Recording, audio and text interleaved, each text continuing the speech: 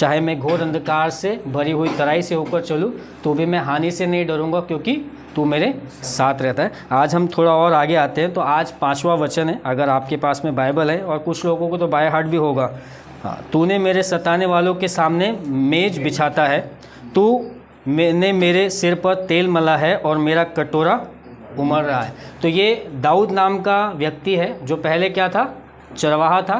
चरवाहे से परमेश्वर ने उसको क्या कर दिया, राजा बना दिया। अब वो अपनी ज़िंदगी की बातें लिख रहा है कि यहोवा मेरा चरवाहा है, मुझे कुछ कमी घटी नहीं होगी। क्योंकि वो चरवाहा था इसलिए उसकी बातें चरवाहे के समान वो व्याख्यान करता है और लिखता है। तो यहाँ पर जो 5वां वचन है वो बहुत साफ रीति से कहता है कि तू मेरे सताने वालों के सामने मेरे लिए क्या करता है, मेज बिछाता है। मैं कभी कभी जब इस पे सोचता हूँ, सताने वालों के सामने मेज बिछाता है, मेज से हम क्या सोचते हैं, कुछ टेबल, हाँ डाइनिंग टेबल, खाने वाला टेबल। मतलब जहाँ लोग सता रहे हैं उनके बीच में परमेश्वर क्या करेगा, मेज, जहाँ पर आप खाना खाएंगे। कितनी भी सारी तकलीफ़ें आपके आसपास हो, कुछ भी हो, आपके लिए क्या बनाया जाएगा, मेज बनाया जाएगा। अब अगर हम इसको और समझते हैं, मेज, यहाँ 3 चीज़ें दी गई। एक मेज दिया गया है, दूसरा यहाँ पर जो है कि कटोरा दिया गया है, मतलब प्याला दिया गया है, और तीसरा जो है तेल दिया गया है, तेल। 3 चीज़ें यहाँ पर दी गई है। तो मेज जो है कि जब आप बहुत मुश्किलों में हो, इसके पहले हम देख रहे थे कि घोर अंधकार से मैं चल रहा हूँ, तराई से मैं चल रहा हूँ, मृत्यु की घाटी से मैं चल रहा हूँ, तो तू मेरे साथ रहता है। अब जैसे उससे थोड़ा सा बाहर आए तो वो कह रहा है कि तू मेरे लिए क्या करता है, मेज बिछाता है। आपकी परिस्थिति कैसी भी क्यों ना हो, आप तकलीफ़ में क्यों ना हो, परमेश्वर आपको वहाँ पर आराम देता है। मेज, अगर आप सोचेंगे, सोच लीजिए, पुरुषों की मैं बात नहीं कर रहा, क्योंकि पुरुषों के पीछे जब वो काम पे जाते हैं तो क्या होता है कि पत्नी घर पे रहती या जल्दी आ जाती, छोटा मोटा काम करती, तो पत्नी क्या करती, घर में खाना, घर को साफ़ करके रखती है, खाना पीना बना के रखती है, और शाम को जब वो आते तो उनको ये। लेकिन अगर सोच लीजिए पत्नी काम पे गई तो उसके बाद जब वो काम से लौटेगी तो उसके दिमाग में क्या चलता है, खाना क्या बनाना है, भाजी खरीदना है, ये खरीदना है, तेल है क्या नहीं, दाल है क्या नहीं, ये है कि नहीं, और पूरी चीज़ें सोचते सोचते खरीदते अपन वो क्या करते आती है। फिर उसके बाद में घर जाके तुरंत, अरे अभी काम से थक गए, लेकिन फिर भी जाके क्या करना पड़ेगा, बनाना। आज तो आपके पास में लाइटर वाले गैस आ गए दुनिया भर का, नहीं तो पहले स्टोव था, चूल्हा था, दुनिया भर की सारी चीज़ें सोचते सोचते आए और फिर उसके बाद में पकाने के लिए वो करे। तो जब वो खाना पकाए, औरतें बहुत पतली हुआ करती, पता है क्यों, आधे से ज़्यादा उनका पेट वो खुशबू से ये हो जाता है, खाने का मन नहीं करता है। सीमा कभी कभी चिकन बनाती है तो वो खाती ही नहीं, बोले अरे वो उसकी स्मेल से मेरे को ये हो गया, पेट भर गया। तो अब दाऊद कह रहा है कि तू मेरे सताने वालों के सामने क्या करता है, मेज बिछाता है। आप काम से बहुत थक गया है, लेकिन यहाँ पर कोई आपके लिए क्या कर रहा है, पूरा खाना तैयार। सोच लीजिए आप बाहर से आए, बहुत थक के, और आपके दिमाग में है कि अब मेरे को जाके पकाना पड़ेगा, ये करना पड़ेगा, वो करना पड़ेगा, और यहाँ पर आपके लिए कोई क्या कर रहा है, रेडी करके रख रहा है। कितना सुकून मिलेगा ना। सोचो आप काम पे गए और संतोष पूरा तैयार करके रख रहा है, कितना अच्छा लगेगा। हाँ, अरे यीशु के नाम से संतोष बदल जाएगा पूरा बदल जाएगा, पूरा बदल जाएगा सब बदल जाएगा, सब एकदम तैयार। कितना अच्छा लगेगा, हम सबको अच्छा लगेगा, हम सबको अच्छा लगेगा। वैसे ही आप कितनी भी मुश्किलों में क्यों ना हो, परमेश्वर आपको वहाँ पे शांति देगा। परमेश्वर आपको वहाँ पर शांति में बैठा लेगा कि कुछ भी हो जाए, नहीं, मेरी सारी चिंताएं कौन देखने वाला है, परमेश्वर देखने वाला है। एक लड़की थी, मैं अभी पिछले दिनों में एक गवाही सुना, पंजाब की है। तो ये लड़की 17 साल की है, ठीक है, 17 साल की, लेकिन मेंटली चैलेंज है। तो घर वालों को बड़ी मुश्किल होती है, क्योंकि ये लड़की अपने कपड़े फाड़ के फेंक देती है, बड़ा मतलब इधर से उधर भागती है। तो हमेशा उसकी माँ और उसके कोई कोई लोग उसको कवर करते रहते, क्योंकि होश नहीं है वो क्या करेगी किस तरीके से, तो बार बार उसके पीछे लगे रहते हैं। तो एक पास्टर के पास में गए, उन्होंने बोला अरे प्रार्थना कीजिए मेरी बेटी, हमारा ज़िंदगी में कई बार है ना, हमारे बच्चे बड़ी हमारी कमज़ोरी हो जाती है। मैं और सीमा कभी बीच में 1-2 रात सोए भी नहीं, क्योंकि वैभव को रात को बहुत खतरनाक ठंड, इतना खतरनाक ठंड हो रहा था, तो ऐसा लग रहा था करे तो करे क्या। तो हम रात भर, हमारे लिए हमारे बच्चे बहुत अहमियत रखते हैं। इन माँ बाप के लिए भी उनकी बेटी, और वो भी 16-17 साल की जवान लड़की जो अपने कपड़े फाड़े, जिसको होश नहीं, और यहाँ से वहाँ भागे फिरी, तो वो क्या परेशान है, इसके पास जा रहे हैं, उसके पास जा रहे हैं, यहाँ पर जा रहे हैं, वहाँ पर जा रहे हैं, कि कैसे तो करके हमारी बेटी क्या हो जाए, ठीक हो जाए। वो एक पास्टर के पास गए, वो पास्टर का नाम सलीम खान है, ठीक है। तो उनके पास में गए, तो उन्होंने बोला कि आप क्या करो, इधर चर्च में उसको लेके आओ, प्रार्थना में लेके आओ। तो उन्होंने उसको प्रार्थना में लेके आए और बैठाल के छोड़ के उसके आसपास में बैठे। यहाँ प्रार्थना होते रहती है, इधर कोई गाने गाते रहते हैं। उनके चर्च में भी ऐसे होता है, क्योंकि सबके सब लोग तो भाग नहीं लेते, कुछ लोग आते बैठते हैं और उपस्थिति में चले जाते हैं। जब आप नए हो तो आपको बहुत सारे गानों का मतलब नहीं समझ पाएगा, ये क्या हो रहा है। बहुत सारे टाइम पर आपको भी लगेगा ये क्या चल क्या रहा है, लेकिन ये माँ बाप को भी ऐसे ही था कि क्या चल क्या रहा है। लेकिन वो उन्होंने, क्योंकि पास्टर ने कहा इधर आके उसको बैठालना, तो वो रोज़ उनका चर्च 9 बजे होता, 8 बजे 8:30 बजे आके उधर बैठते थे। इधर आराधना चल रही, जो हो रहा है वहाँ पर हो रहा है। फिर उसके बाद में पास्टर ने प्रेयर करके खत्म हुआ। 2-3 महीने के बाद पास्टर जब अंदर आए तो उन्होंने क्या देखा कि एक लड़की बाइबल पढ़ रही है। तो बाइबल पढ़ी तो उनके पास जाके देखा कि, और उसको प्रेज द लॉर्ड बोला। तो उसको प्रेज द लॉर्ड बोला तो वो लड़की बोली, अरे पास्टर जी आपने पहचाना? तो बोला नहीं पहचाना, ये वही लड़की थी जो पागल थी। कहने का मतलब है कि जो काम दुनिया के लिए असंभव है परमेश्वर के लिए संभव है। तू मेरे सताने वालों के सामने क्या करता है? मेज बिछाता है। आप कैसी भी परिस्थिति में क्यों ना हो, आपके दिमाग में बहुत सारी चीज़ें चल रही है कि मेरा ये होगा या नहीं होगा, ये काम बनेगा कि नहीं बनेगा, यहाँ पर सफलता मिलेगी कि नहीं मिलेगी, परमेश्वर आपके लिए मेज बिछाने वाला है। आप जहाँ कहीं पर भी हो, परमेश्वर आपके लिए एक मेज बिछाएगा कि कुछ भी हो जाए। तूने बहुत स्ट्रगल किया दाऊद, ये आदमी ज़िंदगी भर, मैंने आपको पिछले 5 हफ्तों में मैंने इसकी पूरी स्ट्रगल बताई, कैसे वो स्ट्रगल करता है, अपने बेटों से लड़के भागता है, उसका बेटा मारा वो करता है, पूरी ज़िंदगी इसके पीछे लगा। अगर आप देखेंगे ना तो इसकी गवाही ऐसा है कि वो चरवाहा था, घर में 8 बच्चे थे। ये कौन सा बच्चा था? 8वां लड़का था। 8 में से 7 जो थे वो बहादुर थे, उसमें से 3 तो सेनापति थे, मतलब राजा की सेना में थे। और ये सबसे छोटा लड़का था जिसको हमेशा से क्या किया गया, माँ बाप ने भेड़ बकरियां चराने के लिए, उसका कोई उतना वैल्यू नहीं, तो वहाँ भेड़ बकरियों को क्या कर रहा है, चरा रहा है, उनके पीछे चल रहा है। अब जब एक बार एक उनके नगर में एक वीर आया और बोला आ जाओ माई का लाल लड़ेंगे, तो सबके सब डर के भाग रहे। तब ये वहाँ पर गया तो बोला मैं लड़ूंगा, तो उसके भाई लोग उसको बोलते हैं अरे तू तो यहाँ बहुत बेकार आदमी है, ये है वो। अब वो कैसे तो करके वो उस गोलियत से जीत जाता है। तो राजा ने अपना वादा किया था, बोला जो उसको मारेगा मैं क्या करूँगा, उसको अपनी बेटी से शादी कराऊंगा। तो शादी तो करा दिया, लेकिन वहाँ औरतों ने गाना गा दिया। कभी भी किसी के लिए गाना मत गाना। वो गाना ऐसा था कि शाऊल ने हजारों को मारा पर दाऊद ने लाखों को मारा। और ये सुनते ही शाऊल जो राजा है, उस देश का राजा, बहुत गुस्सा है, बोला अरे ये कल छोकरा, अरे दिमाग खराब। वो उसके पीछे चाकू तलवार लेके, मतलब पूरी सेना लेके एक लड़के के पीछे जो अभी 16-17 साल का है, क्या कर दिया, पूरी जिंदगी अब वो भाग रहा है। 30 साल तक के, कितने सालों तक के दाऊद भागते रहा। अब कैसे तो करके शाऊल मर गया, अब ये राजा बन गया। तो राजा बन गया तो अब उसके बेटे उससे क्या हो गए, दुश्मन हो गए। पूरी जिंदगी इसने स्ट्रगल से बिताई, भागम दौड़ी, कभी माँ बाप से तो कभी राजा से तो कभी अपने बेटों से। सगा लड़का उसको मारने के लिए निकला। मैंने बताया था कि नंगे पैर वो भाग रहा है, पहाड़ पे चढ़ रहा है अपनी जान बचाने के लिए, और रोते रोते कि मेरा बेटा क्या हो गया, मुझे मारने के लिए। ऐसा व्यक्ति कह रहा है कि तू मेरे सताने वालों के सामने।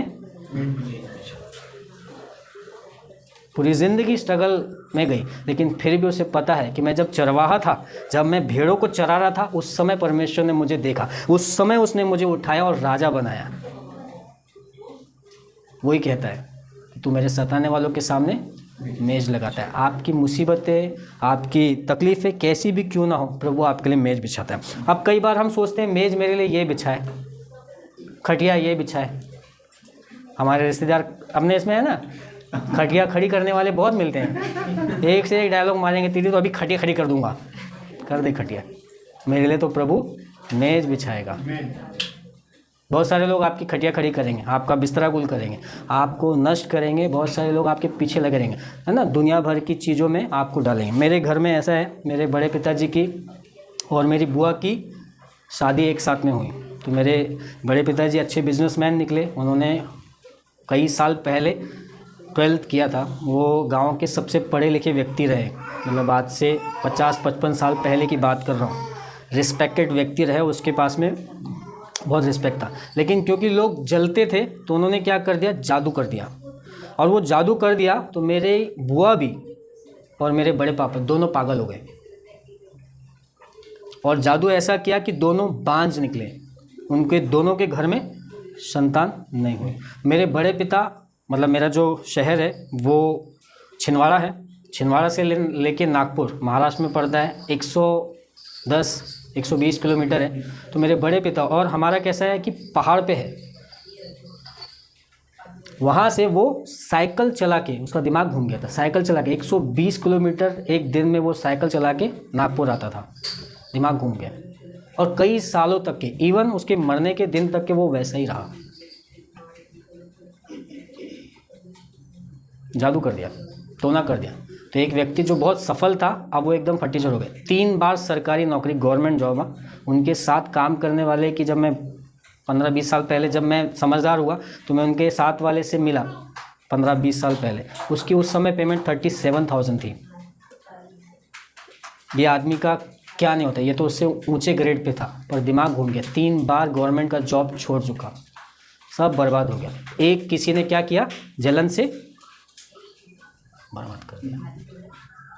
कई बार आपके और मेरे जीवन में बहुत सारे शत्रु लोग क्या करेंगे, आपको नीचे गिराएंगे, पर भरोसा रखिए, जब आप परमेश्वर पे भरोसा रखेंगे, परमेश्वर आपके लिए क्या करेगा, मेज बिछाएगा।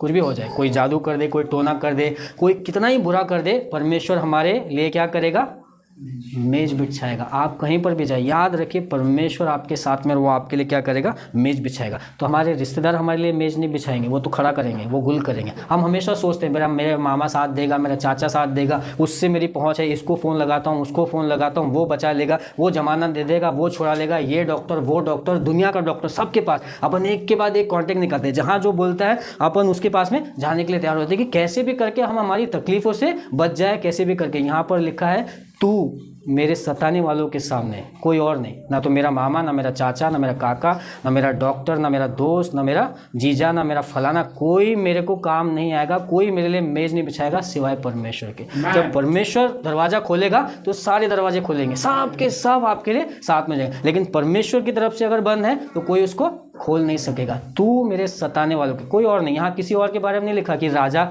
से मैं दरख्वास्त करूँगा, या उससे मैं करूँगा, या बड़े आदमी से, या किसी मंत्री से, या किसी पुलिस ऑफिसर से, किसी से करूँ, किसी से नहीं कर पाऊँगा। कौन करेगा, तू मेरे सताने वालों के सामने ये करता है। कई बार मैं और आप जब हम परमेश्वर के पास में आते हैं, हमारे दिमाग में बहुत सारी चीज़ें चलती हैं और उनके कारण हम पीछे के पीछे रह जाते हैं। एक ऐसी कहानी बताई जाती है कि एक बच्चे का हाथ जो है कांच के फ्लास्क में फंस गया, जिसमें गमला रहता है। तो गमला जिसमें रखते हैं, आपने देखा, गमला नहीं सॉरी, कांच का फ्लास्क जिसमें फ्लावर रखते हैं, तो उसकी बनावट कैसी रहती है, वो ऐसे नीचे से और ऊपर से कम रहता है। तो ये इसने फ्लावर हटा दिया बच्चे ने, और उसके अंदर हाथ डाला, वहाँ पर कुछ सिक्का था। क्या था, सिक्का था। और सिक्का उसने पकड़ लिया और हाथ को क्या कर रहा है, खींच रहा है, परेशान हो रहा है। और पापा को दिखाई नहीं दे रहा है। पापा यहाँ से वहाँ लेके भाग रहे हैं, बोला अरे देखो मेरे बच्चे को क्या, ये डॉक्टर से वो डॉक्टर सब चेक कर रहे हैं, क्योंकि अंदर वो देख नहीं सक रहे कि अंदर क्या हुआ है,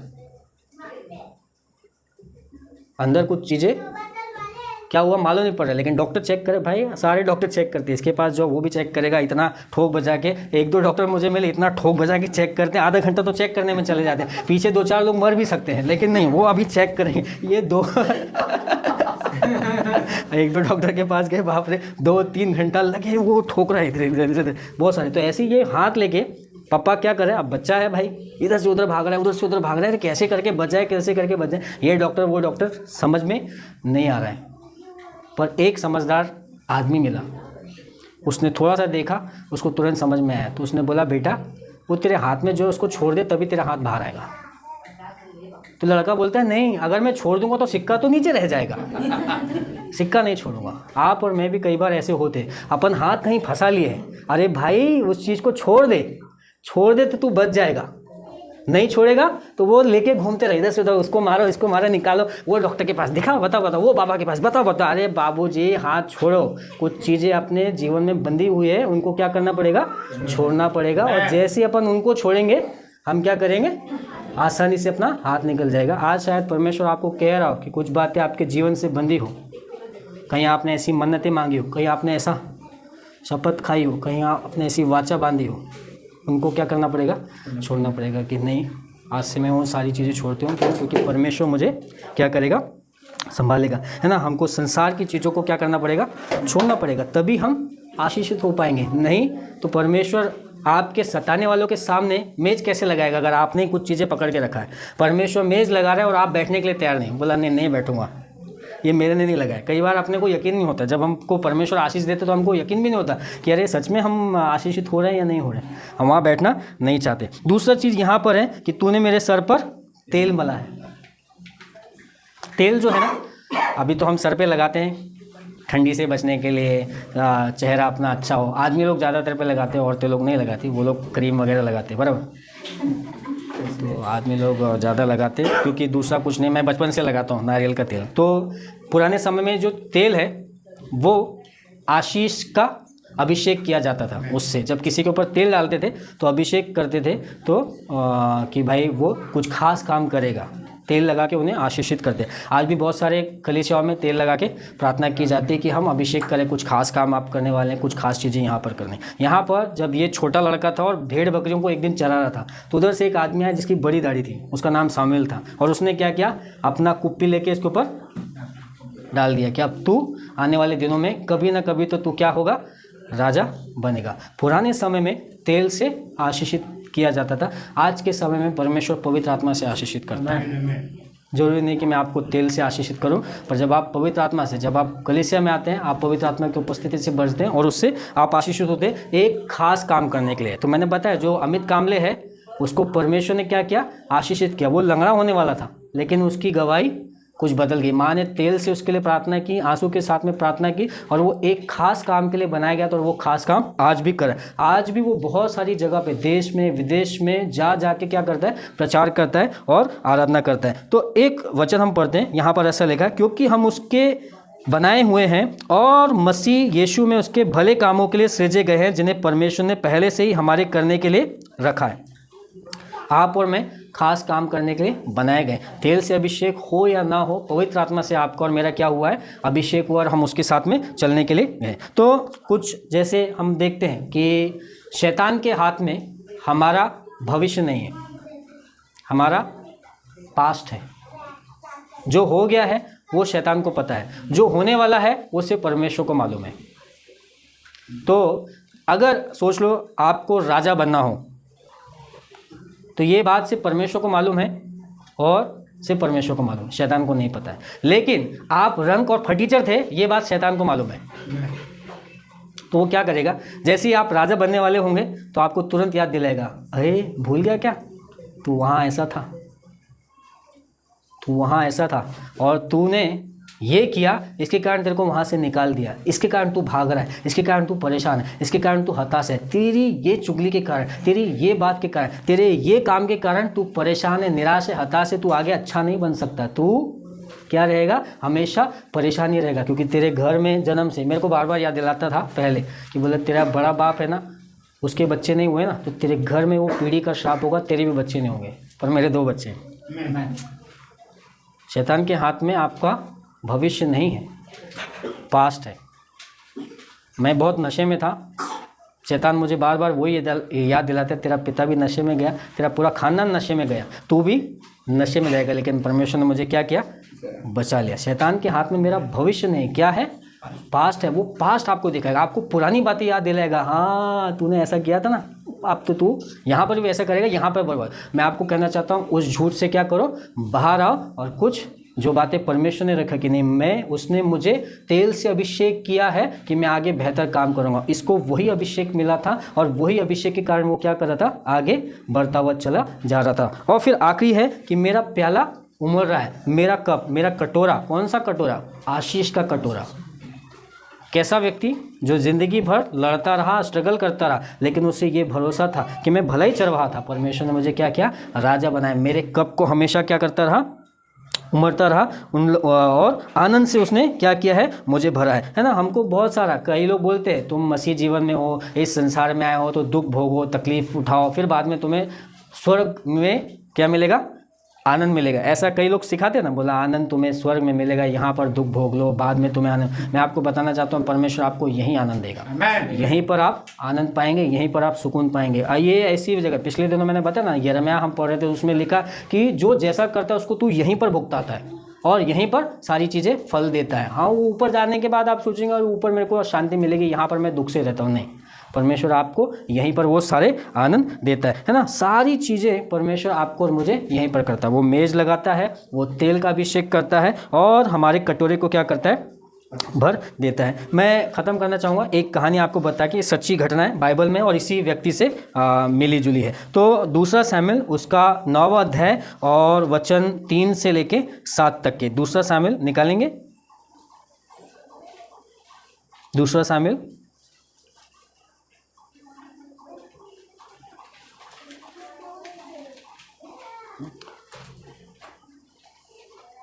9 अध्याय और वचन 3 से लेके 7 तक के। तो ऐसा कहता है, मिल गया। दूसरा शमूएल वचन 9 अध्याय 9 और वचन 3 से 7। यहाँ पर ऐसा लिखा है, अब दाऊद यहाँ राजा है और वो कह रहा है, राजा ने पूछा क्या शाऊल के घराने में से कोई अब तक बचा है। मिल गया। दूसरा शमूएल 9वां अध्याय और वचन 3 से लेके 7 तक के।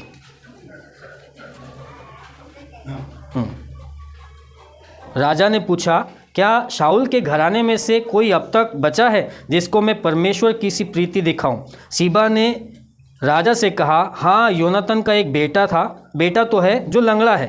राजा ने उससे पूछा, वह कहाँ है। सीबा ने राजा से कहा, वह तो लोदबार नगर में अमीएल के पुत्र माकीर के घर में रहता है। तब राजा दाऊद ने दूत भेजकर उसको लोदबार से अमीएल के पुत्र माकीर के घर से बुलवा लिया।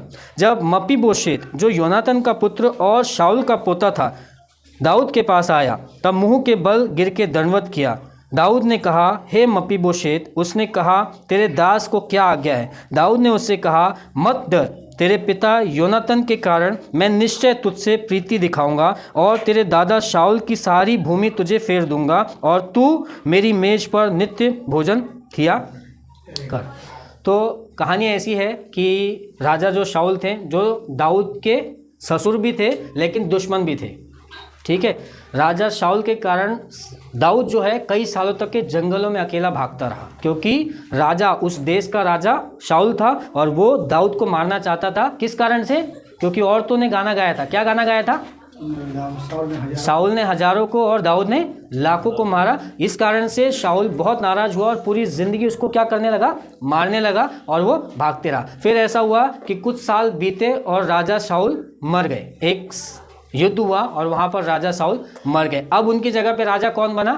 दाऊद बना। जब दाऊद बना तो उन्होंने पूछा कि शाऊल के घराने में कौन बाकी है। कई बार ऐसा होता है ना कि दुश्मनी खानदान से खानदान तक के जाती है, बोला पीढ़ी से पीढ़ी आ रही है। यहाँ पर दाऊद पूछ रहा है कि कोई बाकी है क्या जिसको मैं कुछ दया के काम दिखाऊं। तो एक लड़के के बारे में बताया जाता है जो राजा शाऊल का पोता है और ये पोता लंगड़ा है। और ये लंगड़ा कैसे हुआ? जब वो 5-6 साल का था और उस समय युद्ध हुआ और जब राजा शाऊल मर गया तो ये समाचार सुन के ये जो औरत जो उसको संभालती थी वो उसको लेके भाग रही थी बचाने के लिए, वो उसके ऊपर ही गिर गई और गिर गई तो दोनों पैर उसके क्या हो गए? टूट गए। अब वो एक ऐसी जगह पे रह रहा है जहाँ अच्छे लोग नहीं रहते, एकदम तुच्छ जगह पे वो वहाँ पे रह रहा है और उसको कोई टुकड़ों पे पाल रहा है। लंगड़े लोगों को कैसा है? कोई ना कोई टुकड़े पे क्या कर रहा है? पाल रहा है। वो टुकड़ों पे पल रहा है। किसका बेटा है?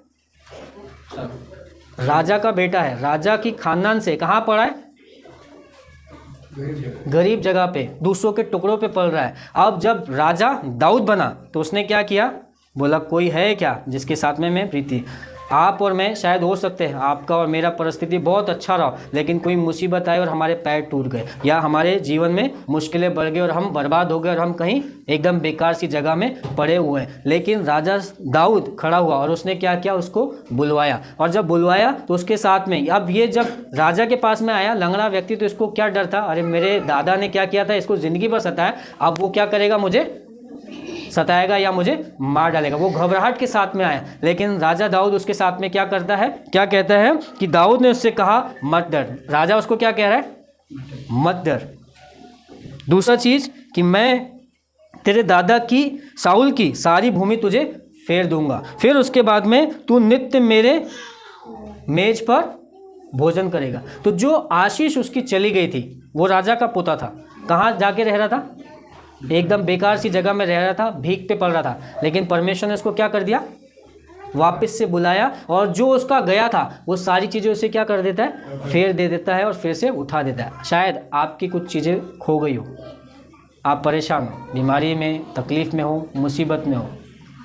परमेश्वर कहता है तू मेरे सताने वालों के सामने मेज बिछाता है, तूने मेरा तेल से अभिषेक किया और मेरा कटोरा उमड़ रहा है। ये फटीचर जैसे पड़ा था एक जगह पे बेकार था, उसको लगा अब मैं गरीबी में ही मरूंगा, मैं भीख मांग के ही ये करूंगा, लेकिन कहीं तो कोई उठा और कहीं तो परमेश्वर ने काम किया और उसको वापस से बुलाया, बोला तेरी सारी भूमि तुझे दूंगा और तू घोड़ों पे चला करेगा, तू मेरी मेज पे, राजा की मेज पे खाएगा। वो तो हमेशा फटी थाली में खा रहा था, पर परमेश्वर ने उसको उठाया और वापस से राजा की मेज में, वो राजा के घर में पला था, राजा के घर में पैदा हुआ, उसकी सारी चली गई थी, सब कुछ चला गया, लेकिन परमेश्वर ने उसको वापस उठा के खड़ा करता है। आपका शायद कुछ चला गया हो, लेकिन जब आप परमेश्वर के पास में आते हैं, परमेश्वर आपका सारा चीज़, मैं गाना गा रहा था ना, खाली हाथ में यहाँ तक आया, तूने मुझको दोदल बनाया। मेरी गवाही भी ऐसी, खाली हाथ ही था पर परमेश्वर ने मुझे आशीष दिया। वही परमेश्वर आपको मपीबोशेत के समान कहीं, जहाँ कहीं पे भी दुख में पड़े हो, तकलीफ में पड़े हो,